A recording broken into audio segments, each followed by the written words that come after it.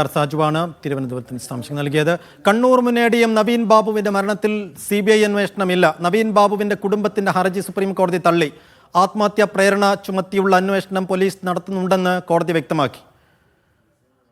Saju Thomas വിശദാംശങ്ങൾ നൽകും. Saju, police അന്വേഷണത്തിൽ പൂർണ്ണമായി തൃപ്തി രേഖപ്പെടുത്തുകയാണ് സുപ്രീം കോടതി. CBI അന്വേഷണം, എല്ലാ കേസുകളിലും അങ്ങനെ CBI അന്വേഷണം ആവശ്യമില്ല എന്ന് കോടതി നിലപാടെടുക്കുകയും ചെയ്യുന്നു. എങ്ങനെയായിരുന്നു ഈ വിധി പറയുന്നത് വരെ ഈ കേസിലുണ്ടായിരുന്ന വാദപ്രതിവാദ ഘട്ടങ്ങൾ?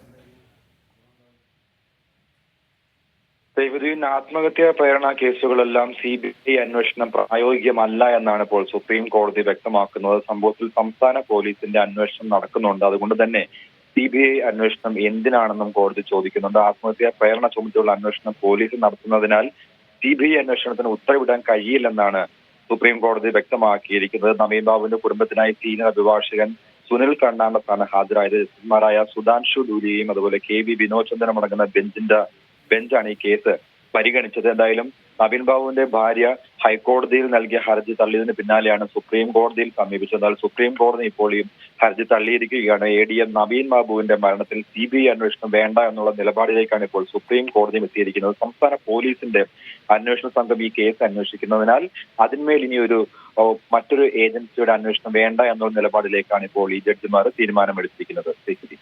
ശരി സജു.